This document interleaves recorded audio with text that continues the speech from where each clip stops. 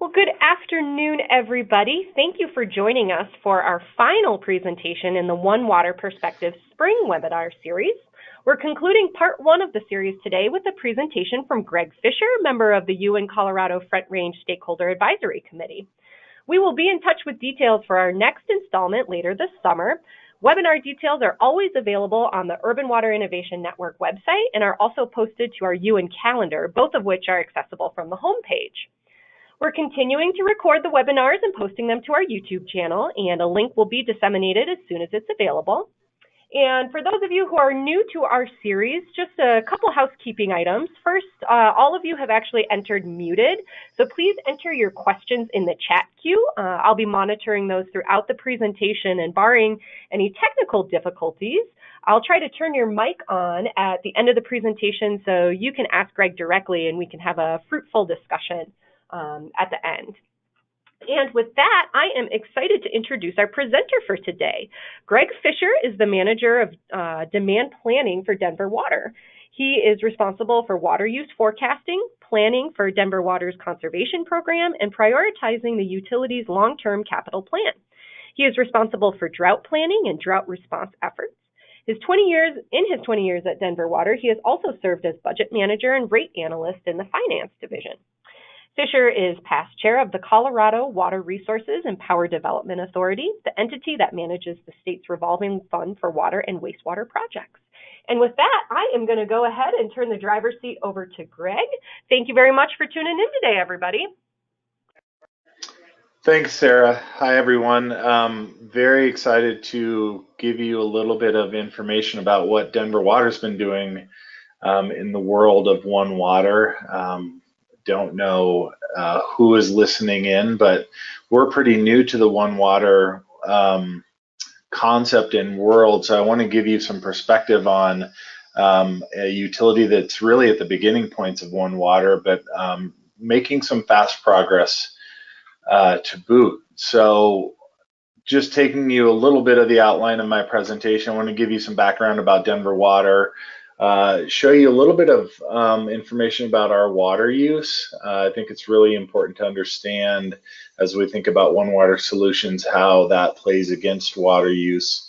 Talk about how we do our long-term planning. We've really fully adopted a scenario planning approach, which plays a key role in the solutions we find for the future, and then talk to you about the different One Water opportunities we see and how we're working to develop them.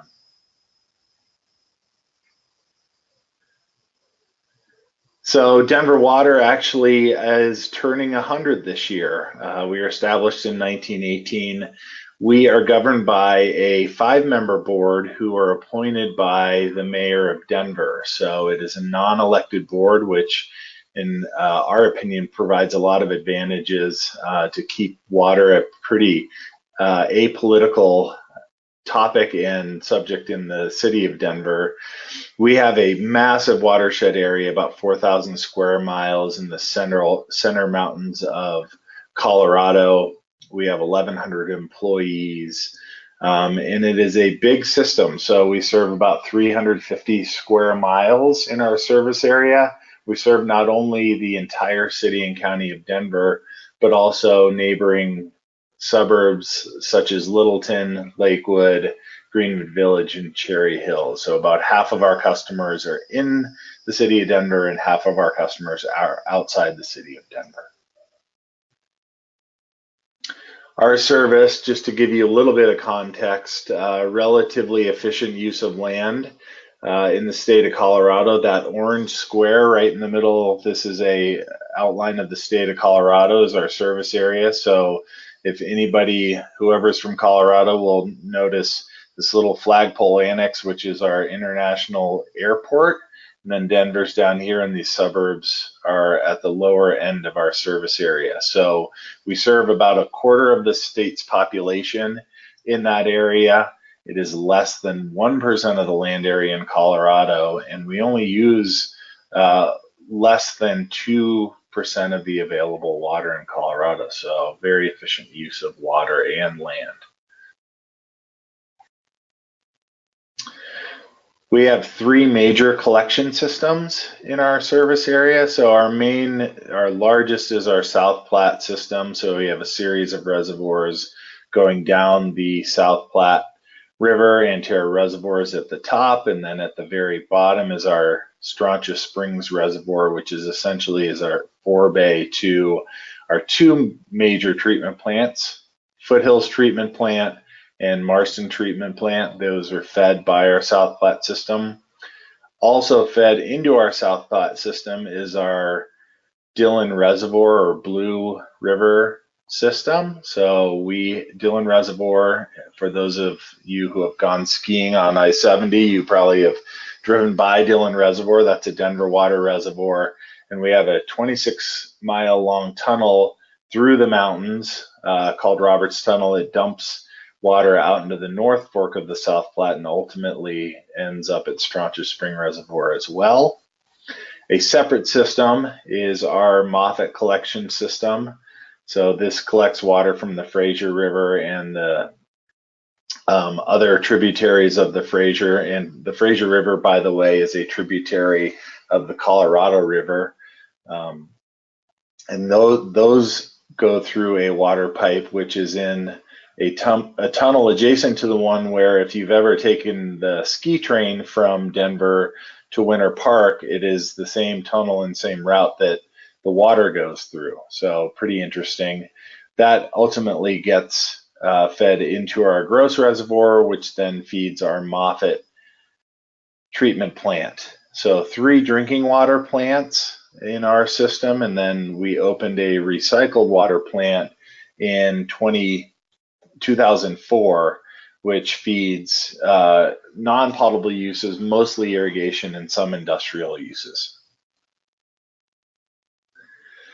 So some of our current and future challenges, the biggest ones, climate change, that has the potential to hit on both sides of the ledger for us. It could absolutely decrease our supplies over time as the timing and amount of snow changes in our mountains.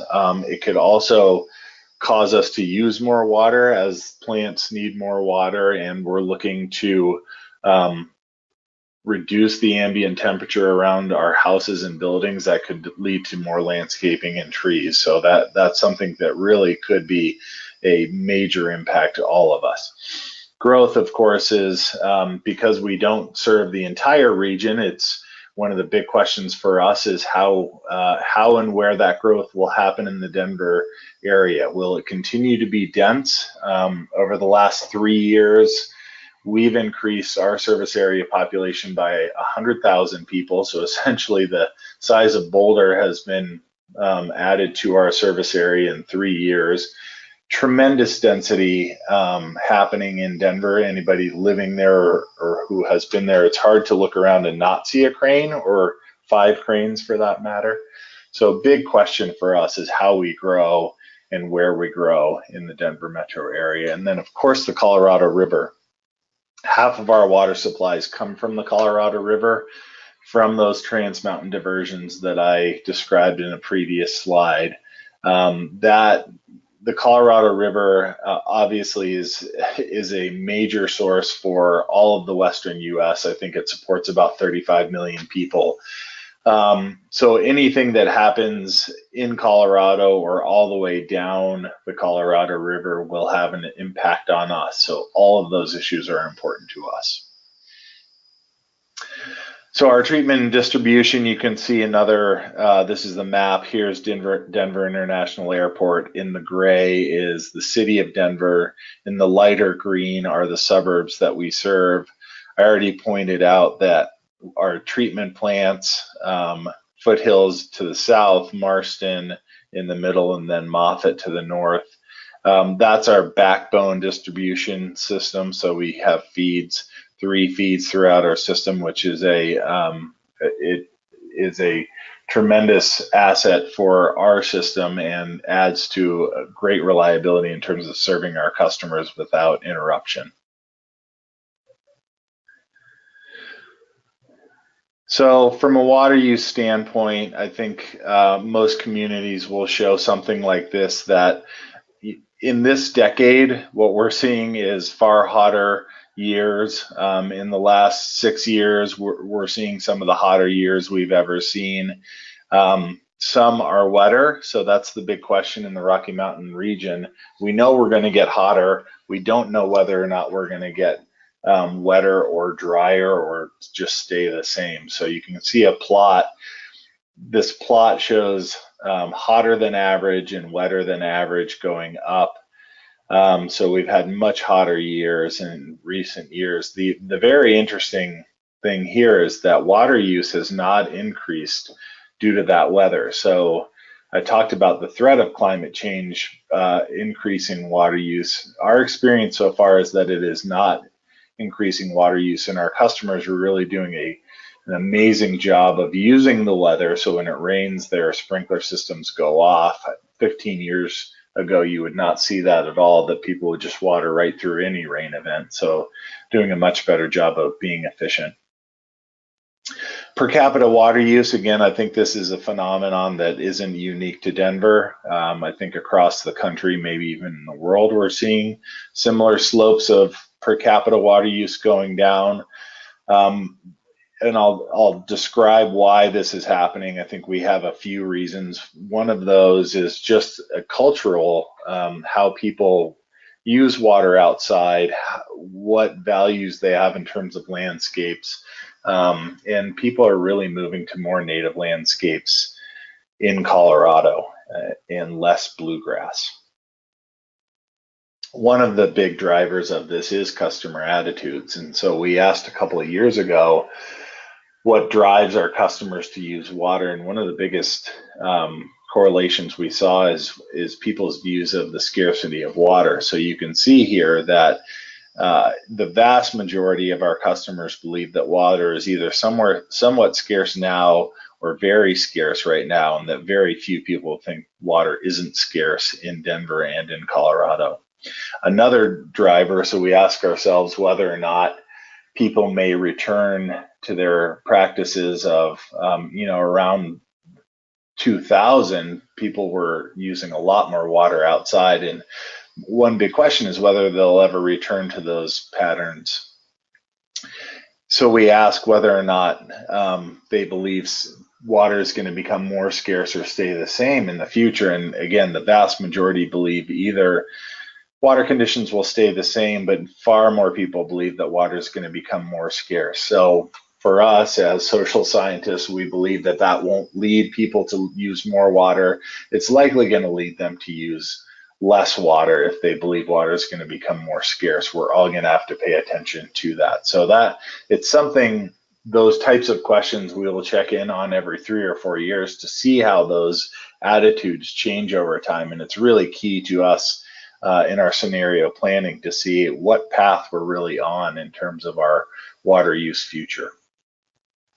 Indoor use, so this is really just a schematic of how technology and toilets are a really good example of how fixture technology has changed recently. So we have done a few end-use studies, and an end-use study basically is we slap a meter on our customers and record their uses about every 15 seconds. And with that, with some sophisticated software, you can actually determine what fixture is being used in the house and at what rate it's being used. So the first time we did this end-use study, our average toilet flush volume in our service area is 4 gallons. The last time we did that in 2012, it is dived to 2.6. The great news for us is that we were successful in helping get some statewide legislation passed that now people can only buy water use or water sense certified products. So that's a maximum flush volume of 1.3 gallons per flush. So we are guaranteed over the next 30 to 40 years that our toilet uses will be cut in half again, just by virtue of this state law and those replacements. That is likely to go even further too, because there are now widely available toilets that use 1.0 gallon per flush or even 0.8 gallon per flush. So that technology doesn't seem to be slowing down, and we expect that to drive per capita use down even further in the future. Land use has been a big one, and this is a great representation of Denver these days, that where you see a lot of cranes and a tremendous amount of density happening. So whole neighborhoods we're seeing change from traditional single family homes to multifamily homes. And what that does for us is really changes the amount of irrigable area out there, and per household how much people are irrigating. So indoor use and per capita indoor use isn't changing dramatically, but what is changing is how much people are watering and how much lawn each household has, and that is going down significantly. This is a good representation of that. So what this graph shows you is the size of a household in terms of density. So this is the number of residential units per acre. So as an example, if you take the high point, this would be like a 1 acre lot. And then way out at the end of this, these would be your tallest apartment buildings. So what this is telling you is that you have a tremendous amount of irrigable area or irrigated area for a 1 acre single family home. But as you add density to duplexes, threeplexes, townhomes, etc., the amount of irrigable area per household goes down considerably. So we see that a household will use, about half as much, a multifamily household will use about half as much of a traditional single family home. And that has been a significant change in our water use in our service area as we get more net dense. Landscapes have also changed for us. So these are new style households where you can really see small plots of bluegrass. And then on the right here, the greenways really are changing too. In the past, what you would see is just full bluegrass landscapes, and these are becoming more natural and native areas that are watered very infrequently, if at all. So this is just changing. Even the single family lots we're seeing change pretty dramatically. So all of this feeds into scenario planning for us. I think we finally figured out that there are so many challenges and threats for us that it's predicting the future is an impossible venture. And I love this quote from Voltaire, which is, uncertainty is an uncomfortable position, but certainty is an absurd one. So very much led us to adopt a scenario planning approach where our job rather isn't anymore trying to predict a single line future. It's more, what are all the various outcomes, and then planning or finding the projects and solutions that meet as many of those outcomes as we can. So we've adopted this silly little term called the cone of uncertainty. You can see these are the futures that we come up with, and we come up with some representative futures, and I'll show you a description of that at the next slide.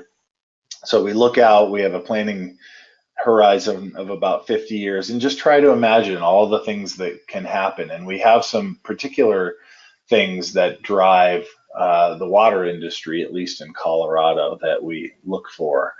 So what we do is then try to define the points where we actually have to make decisions. So we're trying not to make all the decisions that need to be made for the next 50 years, instead waiting for, I love the term, waiting for the last responsible moment to make that decision, so that you're trying to make the right decision given the path that you're on. Also trying to identify the low regrets projects that work in all futures. If there are some that, typically we don't find too many that work in all futures because we have some very varied futures. Also finding, I think, another innovation we've thought of or developed in our last planning process was really trying to do things in an incremental and scalable way. And as I lead into the One Water concept, that's where we see a tremendous amount of opportunity from One Water solutions, where those are really lend themselves more to incremental solutions, which I think is great companion to scenario planning and knowing that we don't have a good handle on what path we're on right now. So I did mention that there are some drivers for us that really hit at how much we'll need in the future. Climate change is one of them. So the way that we set this up is we set up 4 different futures and varied a couple of different scenarios. So we know we've at least come to the realization that we know that we're going to have a warmer climate, but we also may have a very hot climate. And the way that we're planning for that now is the warmer climate looks like about a 3-degree Fahrenheit increase from 2000. And then the hot climate looks like about a 7-degree Fahrenheit increase from the year 2000. This goes out to the year 2065. So we have about a 50-year planning horizon from 2015. So 7-degree change is a pretty significant change. We've had years that are typical of this hot climate. We've had recent years, and the somewhat surprising thing to us is that we did not see water use go up in really excessive ways. So we're already seeing our customers adapt to warmer climates and hotter years. So the second thing for us is population. So the way that we approach this is we just took the state demographer and another organization called the Denver Regional Council of Governments is really the population agencies, and so we took their regional population forecasts, and the questions we asked ourselves are, where is that population going to happen? I think any metropolitan area kind of has that fork in the road where are you going to become a dense city, or are you going to continue to sprawl? So for us, if we become a dense city, we're kind of the central business area of the metropolitan area. So we would see higher populations as the city gets more dense and is planned around transportation networks. We would see more moderate population increases as the city sprawls. So we need to really plan for both of those, not knowing exactly how Denver will develop over time. If the last 3 years are any indication, we're going to see much higher populations in our service area, but that trend could easily reverse itself back to the suburbs in the next decade. And then another question we have is whether people have a suburban preference. So then are they really looking more for single family homes, or do we see a new urban preference where people want to live and work much closer together? They don't value yards. I mean, we talk a lot. I'm not in the millennial generation, so we talk a lot about what millennials prefer, and they may not prefer staying home mowing their yard, so they may prefer more multifamily living. Again, trying to really dive into what those preferences are and what those preferences lead to water use in the future. So we set up these futures. Future A, for example, has high population, a warmer climate, and then are holding on to somewhat of a suburban ethic. This is a really interesting future for us because it was a bit of a retreat back to people's old watering practices where they're actually going up. And for us, it's something that we have to plan for because people may start using water to keep their houses cool. So planting more trees and keeping more lawns just to keep that ambient temperature down. So it's something that it's essentially a new use of water for us as the climate changes. And then we just varied these futures over time and ended up coming up with some pretty fun names for them. So back to the burbs is that one where people have a high suburban ethic. They want to keep their lawns. They want to live in single family homes and raise families. Green and growing is the one where they're really going back to the old way of watering lawns, keeping a lot of lawn and trees to shade their homes and keep everything as cool as possible in the face of climate change. The big ugly for us is really a retreat away from the center of town where people absolutely prefer living in the suburbs, and the economic vitality of the central area, like this is a picture of Detroit. Like Detroit, we're really seeing that power shift outside to the suburbs. And then hot and happening, this is in the hot climate, but a high population increase. This is where people are very motivated and have some money to go look for solutions. So it gives us these features give us a broad set of conditions to really plan for, and then look for solutions that work in all, if not most of them. And it won't be surprising to you that our water supply gaps, our treatment gaps, will vary over time. So you may not need as much in the Big Ugly if most of the population is or new population is living in the suburbs, but you still need to find solutions that work. One of the concepts we've really come up with and have applied just recently in a decision we made. We're rebuilding one of our treatment plants and decided to build that incrementally. So we had been planning a 150 million gallon per day treatment plant, and decided, because of that recent change in water use, that we would build 75 now and then 75 later when we need it. So really trying to time the capacity when we needed it. We think the bet is that we can go long enough on that first 75 to make it economically viable to add the next 75, because it will be more expensive to do those one at a time instead of building 150 all at once. But we think we'll go long enough to make that at least break even. So in terms of shifting back to One Water concepts and how they fit into our challenges and our scenarios, again, one of the big keys for us is that finding incremental solutions really helps us not invest absolutely in one large treatment plant where, if per capita use continues to go down and our water use stays flat, it's much easier to add in those incremental solutions, not knowing what the future holds.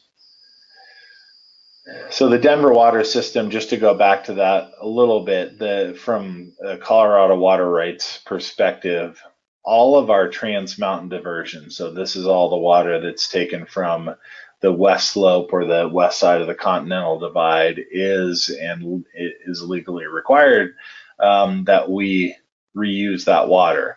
Our South Platte system is a one use and then return it back to the river. So just to give you some context, so about half of our water supplies are reusable. I'm guessing most of the audience here is pretty familiar with One Water strategies, but I thought I'd go through them just briefly. So rainwater, of course, is part of that. Low flow plumbing, recycling water, porous pavements, definitely landscaping choices, porous paving, eco machines. I know that there are many terms for this, but essentially capturing black water, doing some amount of in-house treatment, and then using that for non-potable purposes. Native detention areas for storm water. We also have some gray water techniques. Those are most of the things that we find at a building and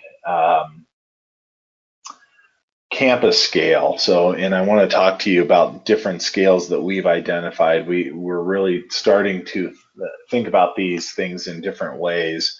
So at the regional scale, and again, to bring back our regional map, one of the things, and I tried to include this in my write-up, one of the biggest challenges we have, and I suspect this is true for a lot of communities, that not all of the water agencies are housed under one roof or one governmental structure, and we may be the most decentralized group. So Denver Water isn't even it's essentially an enterprise fund of the city and county of Denver, So we aren't housed under the city, so don't even have a connection to other city services like stormwater. Our Metro wastewater, which is our large wastewater utility, they serve many communities. We serve about 1.4 million people. They serve an even larger area. Think about 1.8 million people. Their plant is just right near our recycling plant, just downstream of the metropolitan area. And then urban drainage is yet another entity, separate entity, with a completely different government structure. And traditionally, none of us have really spent a lot of time. I think that we have some operational agreements, but have not spent a lot of time really planning, doing any joint capital planning or capacity planning at all. So one of the big opportunities we think we have is starting to partner more with these agencies. We have Metro Wastewater. We also have the South Platte Renewal Partners. So about 85% of our renewable supplies come out of Metro Wastewater. About 15% come out further upstream or on the southern part of our system out of the South Platte Renewal Partners plant. And we have just created a group, a regional group, to start looking at those opportunities. So some of those opportunities we believe are sharing capacity. I think one of the things as we see efficiency really with its wild success, and in our projection is that we will continue to be wildly successful with efficiency, that everybody builds its own capacity, and we have extra capacity at times to share among each other. What those opportunities will really be developed as we learn more about each other's challenges and needs and break down those institutional barriers. So we've made some modest starts with that. We have actually a formal working group working on these issues. So we have included those two wastewater agencies, Denver Water, Aurora Water. So Aurora is just to the east of Denver.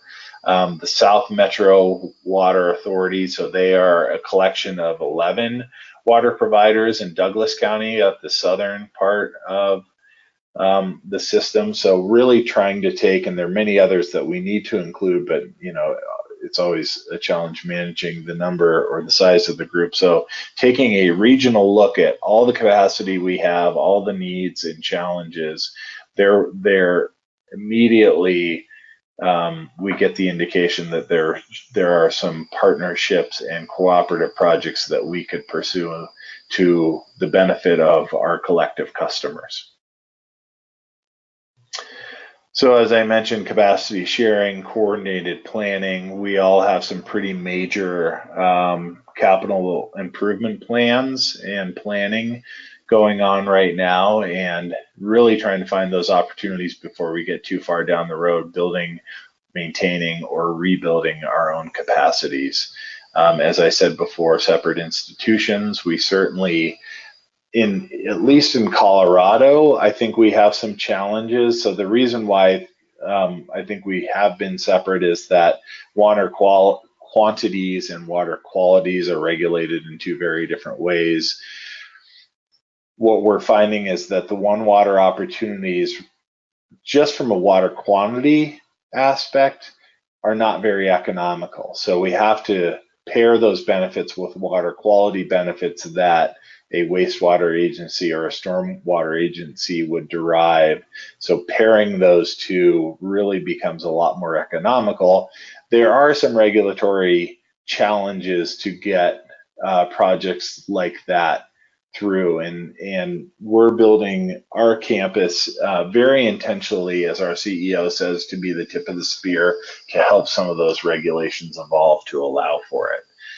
Timing as well. So the whole key to this is that we find opportunities to do projects before we launch into our own separate and individual capital improvement programs. So the first example I want to go through, and I'll only have a couple, and I'm going to be wrapping up soon. So happy to take questions. Denver Water is rebuilding its own campus, and our campus is outlined in this red right now, and this is kind of a current state. So it's in a very industrial area, but also in a quickly redeveloping area right now. And I can show you that, so we have a very unique site to work with.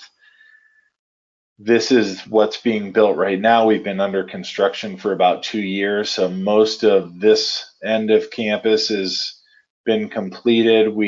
Our new administration building will be here, and this is a parking structure.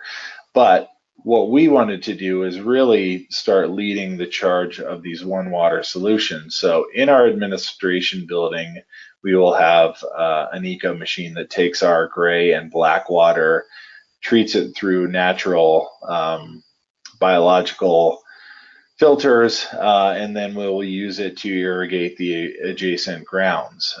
We also have some stormwater detention and rainwater capture, all of which have some regulatory hurdles. We actually had to apply to be a wastewater treatment facility. We also have to apply for an augmentation plan to capture and store water for more than 72 hours. So there are a lot of hurdles that we need to get through, and we thought that, strategically, why don't we use our own campus to be that proving ground so that other redevelopments, future redevelopments, this goes much more smoothly. This is just a schematic. I'm not going to spend too much time on this, but essentially what we'll do is bring potable water in.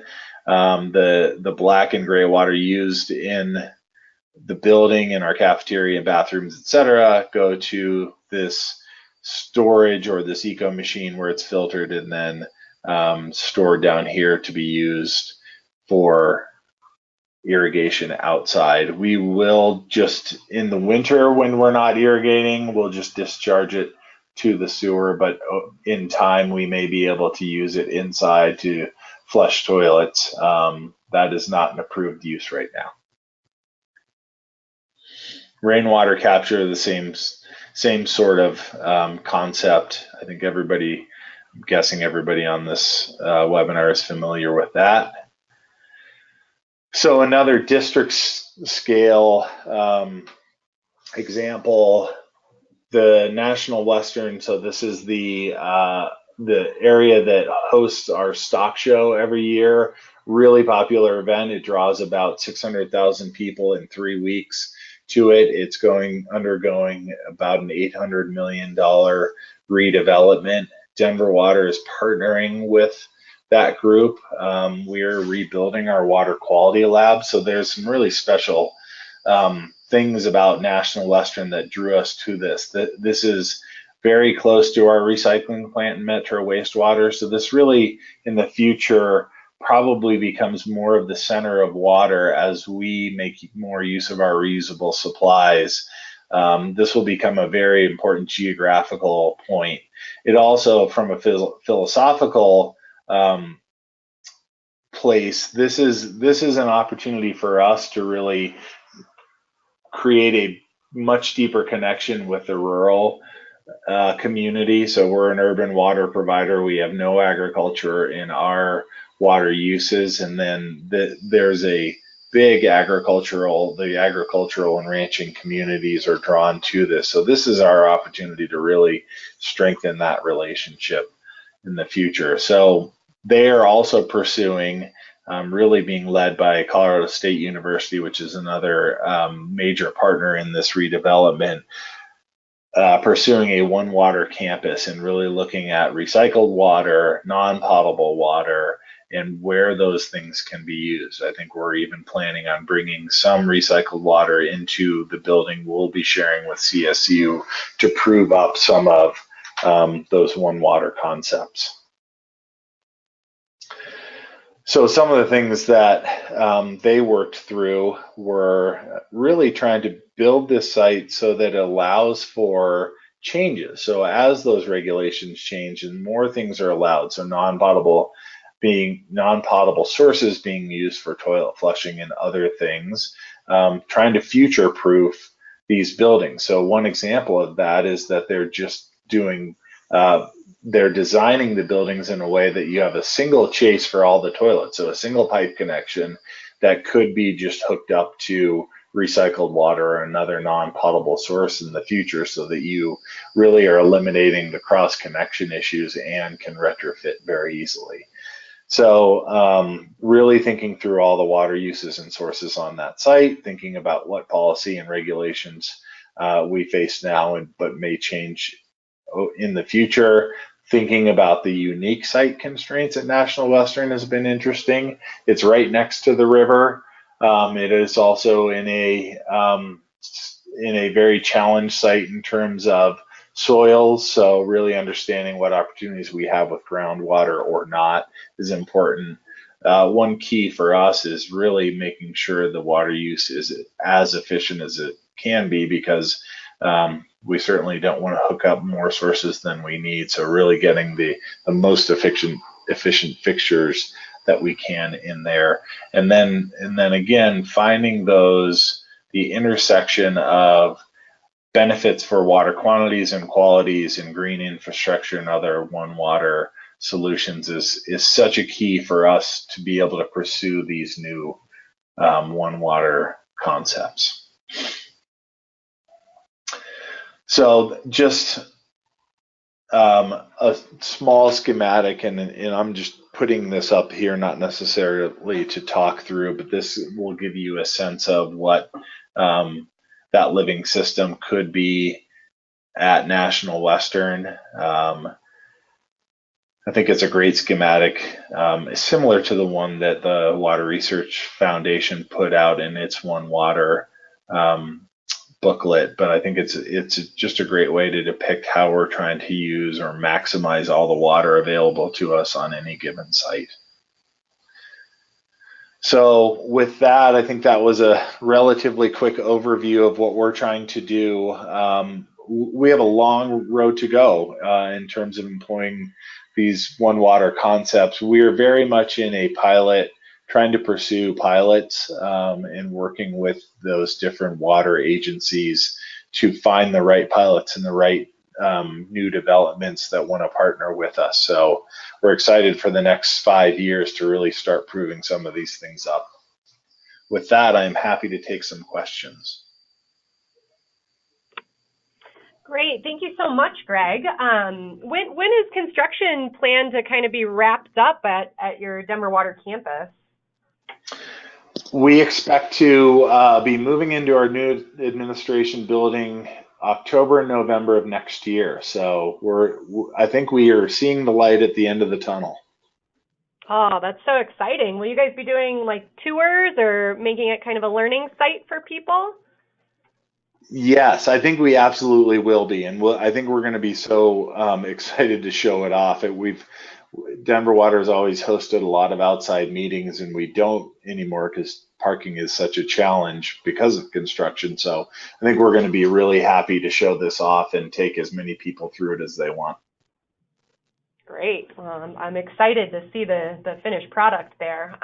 We do have a couple questions, and Trevor's mic isn't working, so I'm going to go ahead and ask for him. The first question is, what has been your experience presenting the One Water concept to real estate developers in small suburban jurisdictions? Are there concerns about cost or over-regulation, for instance?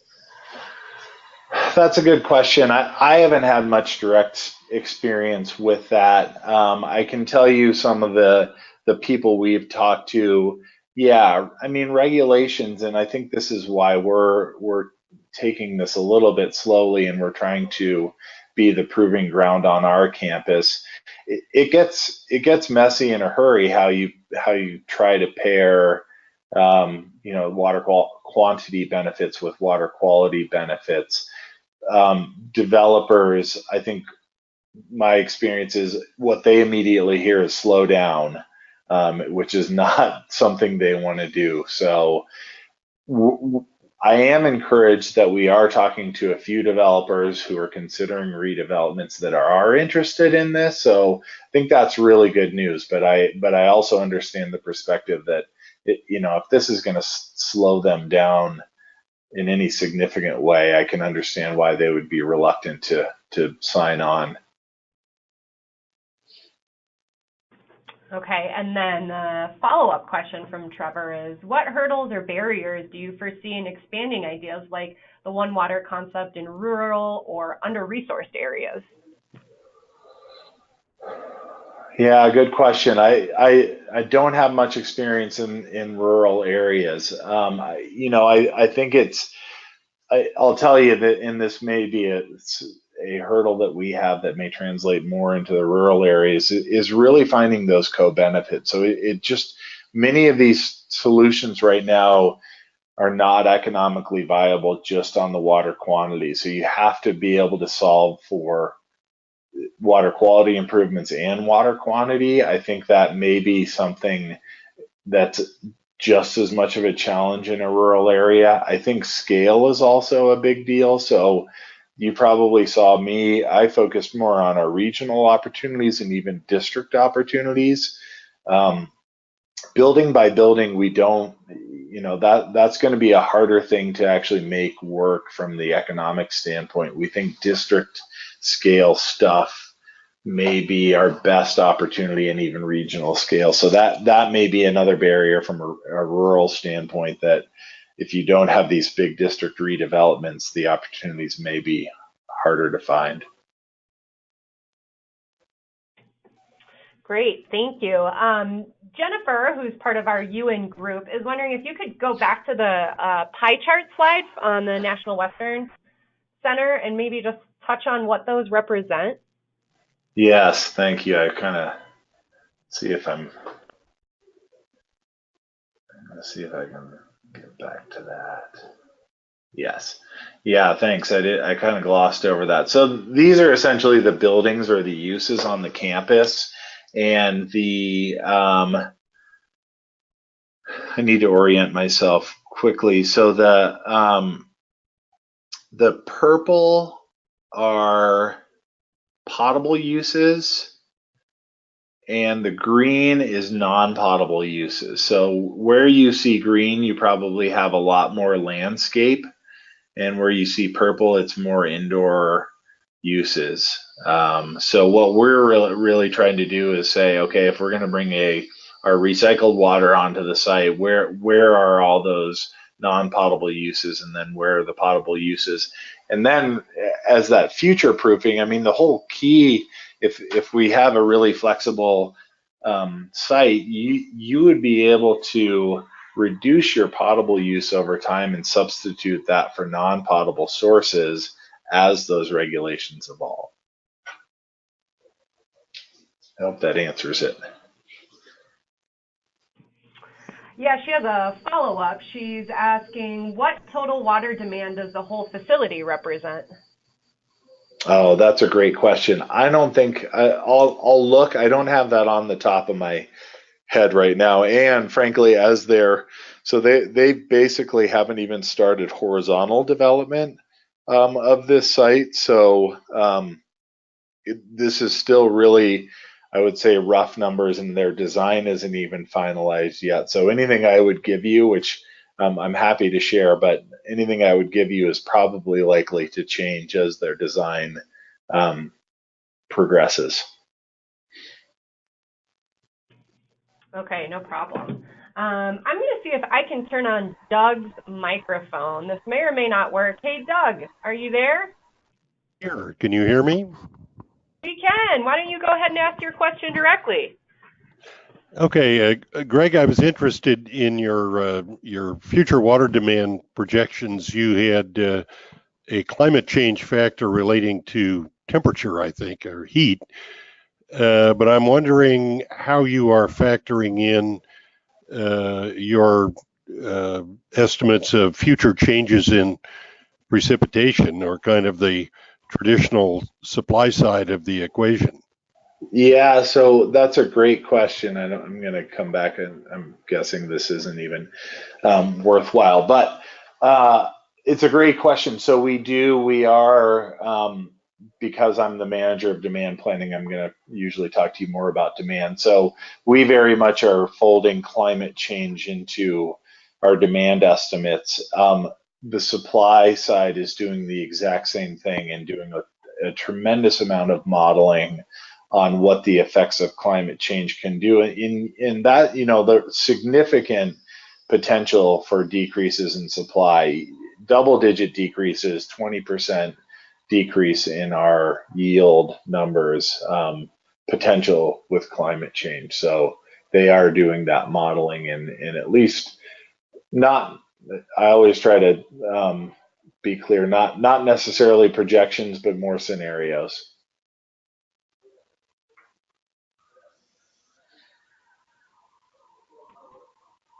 Okay, great. Well, I think our questions have trickled off here, so I think we can go ahead and get wrapped up today. Thank you so much for your time today, Greg. That was just fascinating. It's always fun to hear different perspectives from around the country. So thank you for spending your hour with us, and I'll be sure to send out the link once I get this posted to YouTube.